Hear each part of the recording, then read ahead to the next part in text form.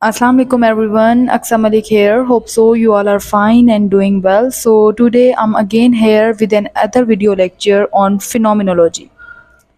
So before moving to phenomenology, let's firstly understand that what do we mean by lived experiences.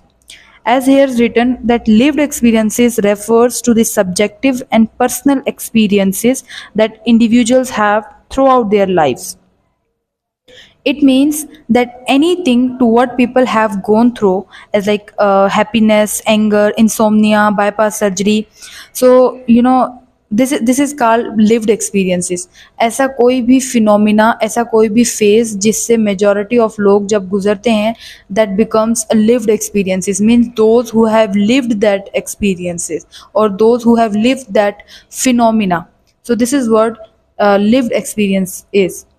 After that, moving towards phenomenology, as here is written that it describes the common meaning for several individuals of their lived experiences. Basically phenomenology एक common meaning देता है बहुत सारे experiences को.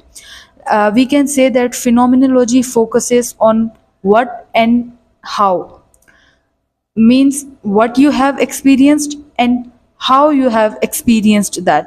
मतलब आपने क्या experience किया और कैसे किया, इन सब चीज़ों की डिटेल्स के ऊपर बात करता है phenomenology. Next is that phenomenologist describes the lived experience which are universal.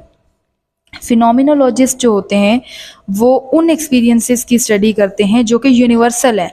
Like as I told you about like insomnia, anger, happiness, ये सब वो इश्यूज हैं which we face universally, right. या ये वो सब एक्सपीरियंस हैं जो हर कोई जिससे जो है वो गुजरता है.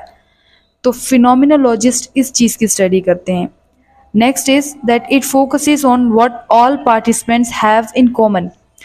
फिनोमिनोलॉजी इस चीज़ पर फोकस करता है कि जितने भी जो पार्टिसिपेंट्स हैं उन सब में कॉमन क्या था, उन सब में क्या चीज़ कॉमन थी, एंड देन उसकी बेस पर, उन सिमिलैरिटीज़ की बेस पर वो जो फिनोमिनोलॉजिस्ट होते हैं वो एक डिस्क्रिप्शन बनाते हैं, right. After that here's an example that's grief and happiness is universally experienced. कोई भी ऐसी बात, कोई भी ऐसा फेस, फिनोमिना जो कि यूनिवर्सली एक्सपीरियंस्ड किया जा सके या किया जा चुका हो, सो उसकी स्टडी जब हम करते हैं, जब हम उसको उसके ऊपर जब हम लोग रिसर्च कंडक्ट करते हैं, so that research becomes phenomenology.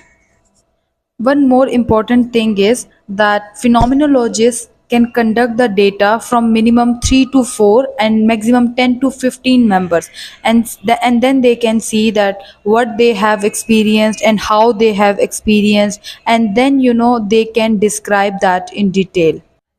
Now let's see the challenges which phenomenologists feels or face when they conduct this study. So the first one is to find out those individuals who have experienced the same phenomena. So it's a challenging thing for phenomenologists, like they have to find those participants who have experienced a particular phenomena, a specific phenomena. जब phenomenologist सोचते हैं कि उन्हें किस चीज़ के ऊपर phenomenology या ये स्टडी करनी है, तो उनके लिए एक चैलेंज होता है उन लोगों को ढूंढना, उन लोगों को फाइंड करना जिन्होंने वो एक्सपीरियंस फेस किया हो, जो वो लोग जो उस एक्सपीरियंस से गुजरे हों. The second challenge is bracketing personal experience. Bracketing personal experience means एक फिनोमिनोलॉजिस्ट अपने खुद के परसेप्शंस और थॉट्स को फिनोमिनोलॉजी में इंक्लूड नहीं कर सकता. तो it's difficult for them as well, क्योंकि जब भी हम कोई इंटरव्यूज़ वगैरह अगर कंडक्ट करते हैं या हम कोई भी स्टडी करते हैं, तो उसमें हमारी ख़ुद का भी एक परसेप्शन, एक थॉट बनती है उस चीज़ को लेकर. तो अपनी स्टडी के अंदर और अपनी राइटिंग के अंदर इन सब चीज़ों को इग्नोर करना is also a challenge for phenomenologist.